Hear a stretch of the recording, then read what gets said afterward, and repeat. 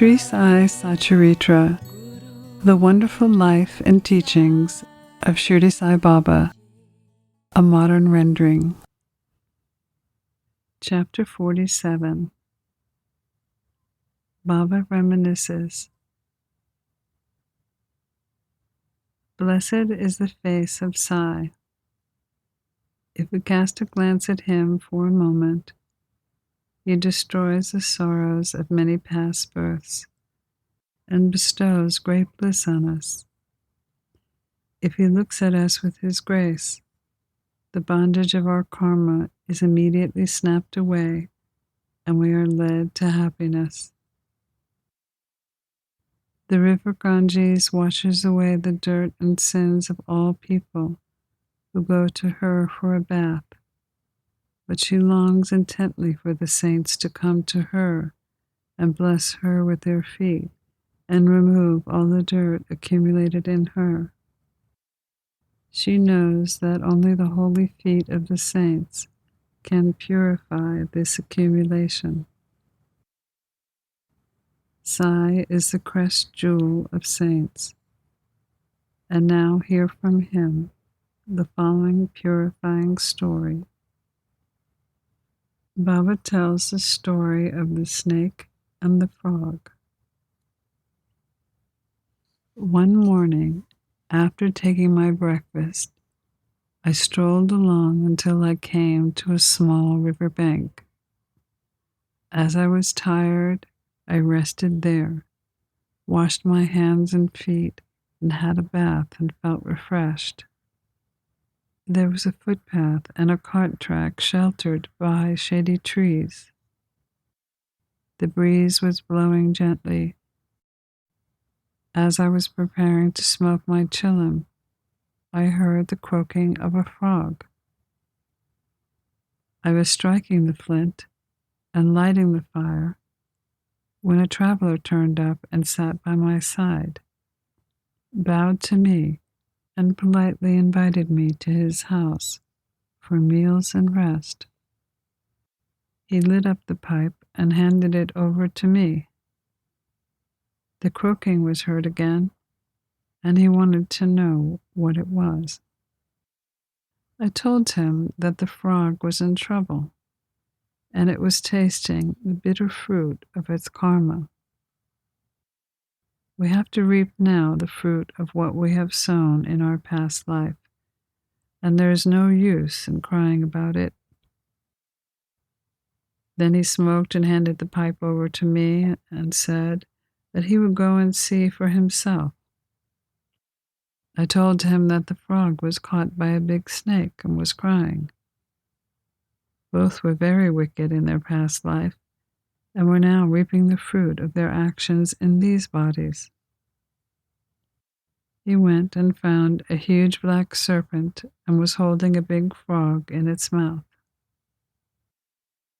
He returned to me and said that in about 10 minutes, the frog would be eaten up by the snake. I said, "No, this can't be. I am its father, its protector, and am here now. How can I allow the snake to eat it up? Am I here for nothing? See how I release it."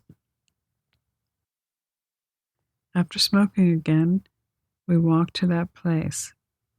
He was afraid and asked me not to proceed further, as the snake might attack us. Not minding him, I went ahead and addressed the creatures this way. "O Virabhadra, has not your enemy Chanbasa repented yet?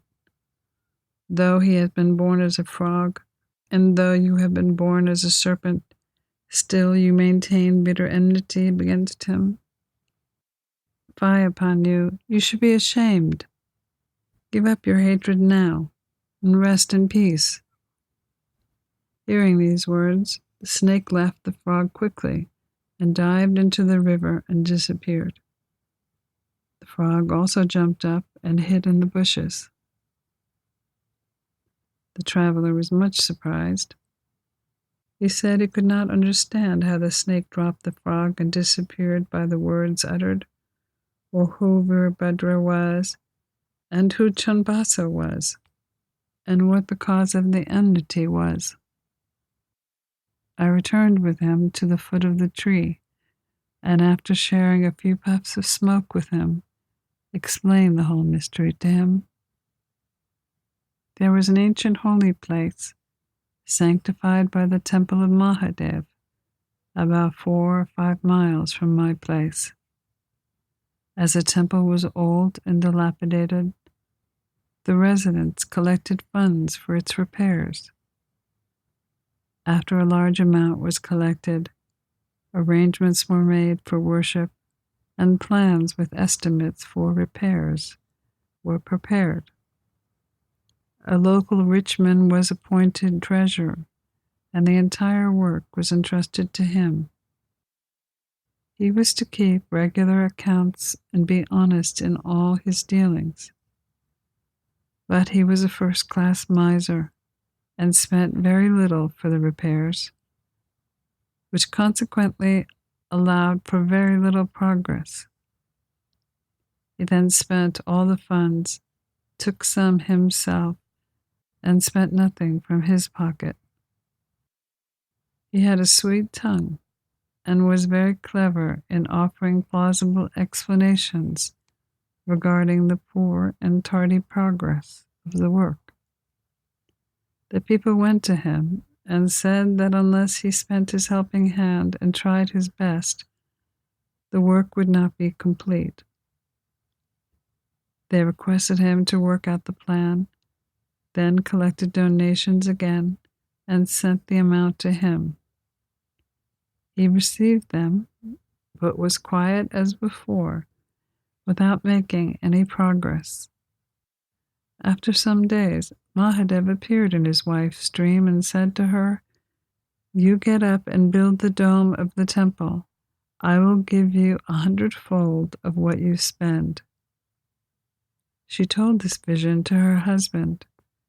As he was afraid that this would involve some expense for him, he laughed it off, saying that it was just a dream, not a thing to be relied and acted upon.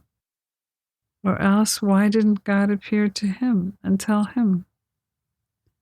Was he far off from her? This looked like a bad dream with an aim to create ill feeling between the husband and wife. So she had to remain quiet. God does not like big donations collected against the wishes of the donors, but he likes even small amounts when given with love, devotion, and appreciation. Some days after, God appeared in her dream and said, "Do not bother yourself about your husband and the donations kept by him. Don't press him to spend any amount for the temple. What I want is feeling and devotion. So give anything of your own if you like." She consulted her husband about this vision and decided to give God the ornaments that had been given to her by her father. The miser felt very disconcerted and decided to cheat even God in this. He undervalued the ornaments at 1,000 rupees. Then he bought them himself, and instead of giving that amount, gave a field to God as a donation. The wife agreed to this. The field was not actually his. It belonged to a poor woman named Dubaki, who had mortgaged it to him for 200 rupees. She had not been able to redeem it for a long time. So the cunning miser cheated everyone, his wife, Dubaki, and even God. The land was barren, uncultivated, and worth nothing, and yielded nothing, even in the best seasons. The transaction ended, and the land was given in possession to the poor priest, who was pleased with the donation. Some time later, strange things happened. There was a terrific storm and a heavy downpour of rain. Lightning struck the house of the miser, and both he and his wife were killed. Dubaki also breathed her last. In the next life, the rich miser was born into a Brahmin family and was named Virabhadra.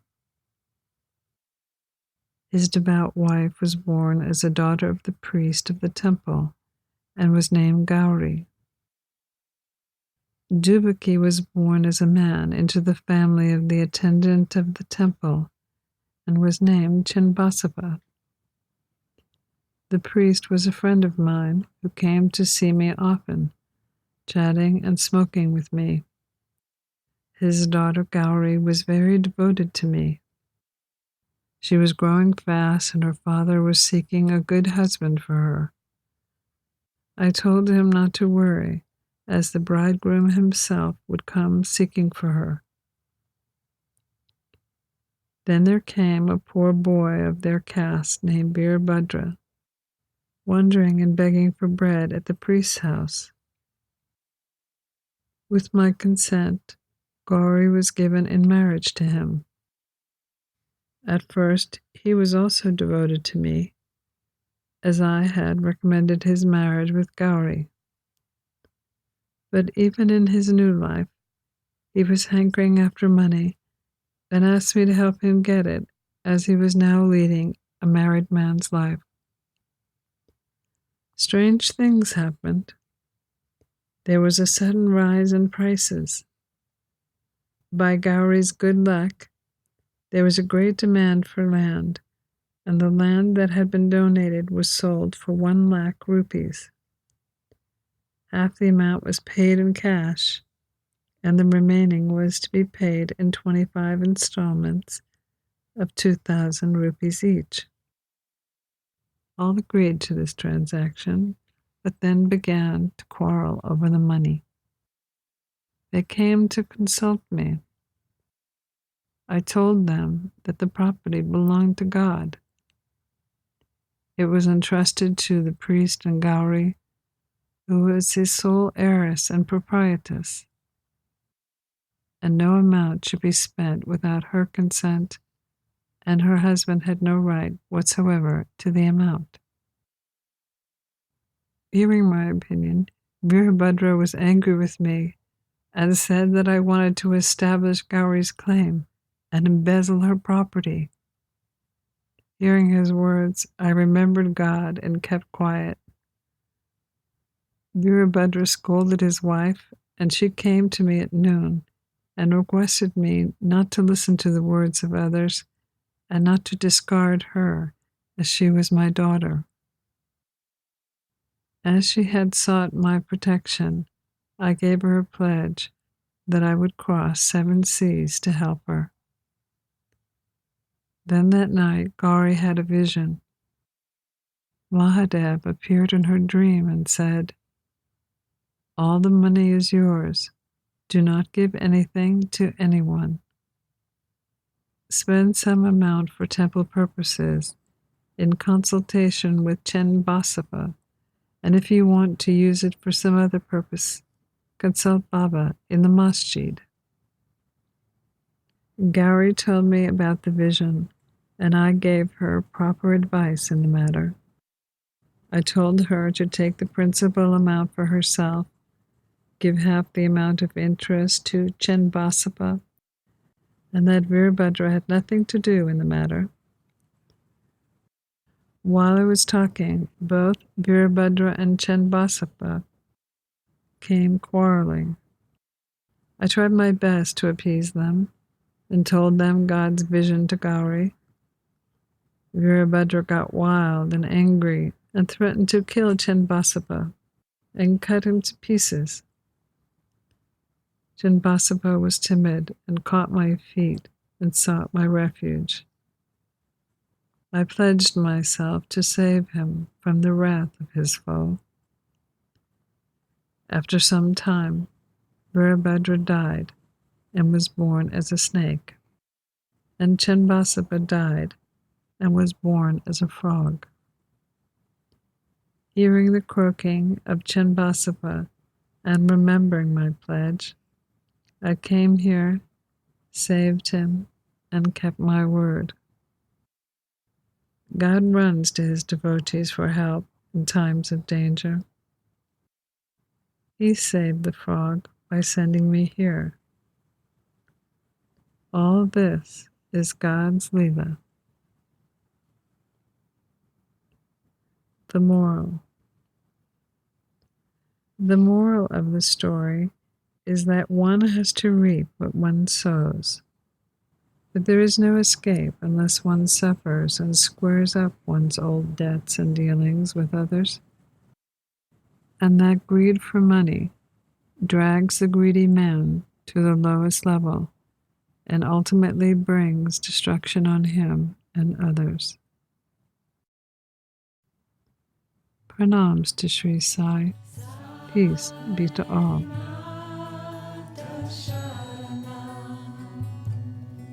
You've been listening to a modern rendering of Hemadpant's The Sri Sai Satcharitra, The Wonderful Life and Teachings of Shirdi Sai Baba, edited and narrated by Monika Penukonda. For more content like this online, please go to divinelineage.org, SaiFamily.org, and peacefires.org. To learn more about Monika, please go to monikapenukonda.org.